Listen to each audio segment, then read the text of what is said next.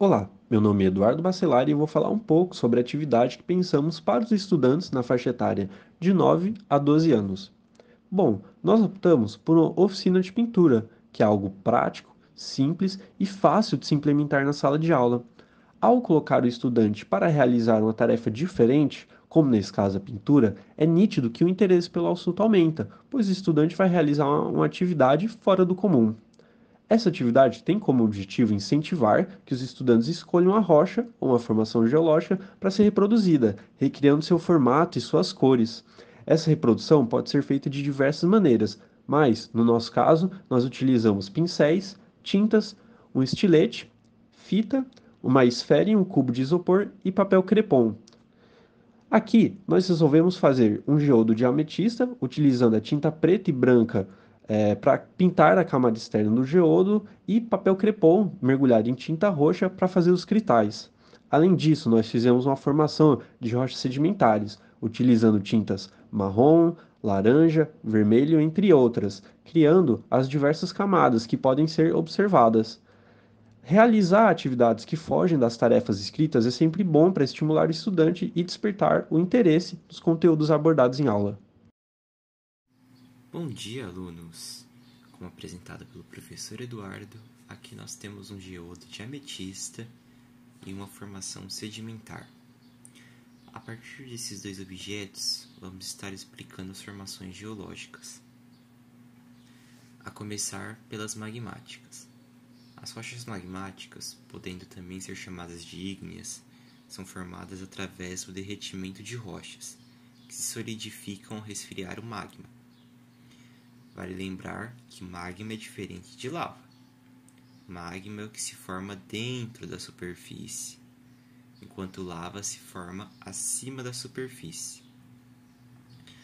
O processo de formação das rochas ígneas pode ser definido em dois: o plutonismo e o vulcanismo. No processo plutônico, as rochas se formam no interior da Terra, e por isso são chamadas de rochas magmáticas intrusivas ou plutônicas. Já no processo vulcânico, as rochas se formam na superfície da Terra. São chamadas de rochas magmáticas extrusivas ou vulcânicas. Estas podendo ser erupcionadas pelo próprio vulcão ou por desvio causados por eles. Mas de que forma podemos diferenciar uma rocha plutônica de uma rocha vulcânica? Nós podemos diferenciar as rochas plutônicas das rochas vulcânicas através de suas texturas, estruturas e mineralogias.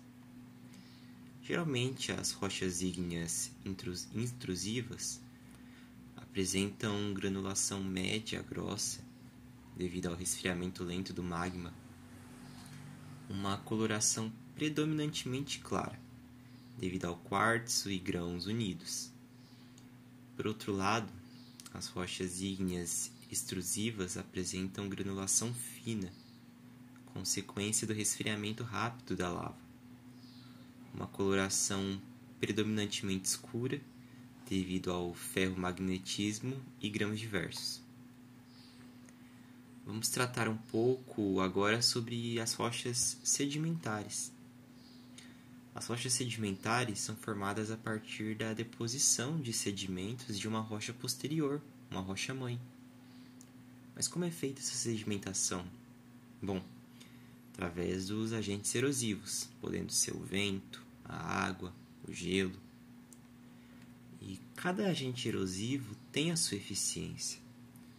O vento é capaz de carregar apenas pequenos e finos grãos.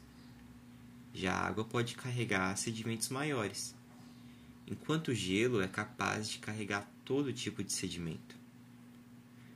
O agente que depositou o sedimento influencia intrinsecamente na forma da rocha. As rochas depositadas por rio, por exemplo, geralmente são rochas redondas, enquanto as glaciais são rochas angulares. Já as depositadas por agentes eólicos são rochas finas. Geralmente esses sedimentos são depositados em bacias de deposição, ou seja, são áreas mais rebaixadas do relevo. Algumas rochas sedimentares possuem uma característica de estratificação, que ocorre por conta dessa deposição dos sedimentos. Elas possuem uma horizontalidade. Mas é bom lembrar, toda rocha estratificada é sedimentar, mas nem toda sedimentar é estratificada. Também temos rochas maciças sedimentares. Por fim, vamos fazer uma análise do nosso terreno sedimentar. Ao olharmos, é possível identificarmos camadas. Há uma horizontalidade. Isso me diz que esse terreno foi formado por rochas sedimentares, de tal modo que essas camadas me dizem muito sobre a idade dessas rochas, onde eu consigo pressupor que, por conta de processos orogenéticos ou epirogenéticos, as rochas que estão em uma elevação maior são mais antigas que as rochas que estão mais baixas. O que é interessante percebermos ao olharmos para esse terreno também é a estratificação cruzada. Essas linhas que se cruzam nas rochas, conseguem ver? Algo comum em dunas de deserto. Por fim, vamos tratar das rochas metamórficas. Como a etimologia da palavra diz, mudança de forma. O processo se inicia quando uma rocha é submetida a condições diferentes daquelas que as originou. Assim como na sedimentação, no metamorfismo nós temos agentes: a temperatura, a pressão e o tempo. Quanto mais tempo as rochas estarem em alta pressão e temperatura, maior o grau de metamorfismo. É importante ressaltar que o metamorfismo não ocorre na crosta. Nós temos vários tipos de metamorfismo. Em síntese, eles ocorrem nos movimentos de placas tectônicas, orogênese, pulsões de magma, soterramentos, podendo até mesmo ocorrer por conta da energia gerada através do impacto de meteoros.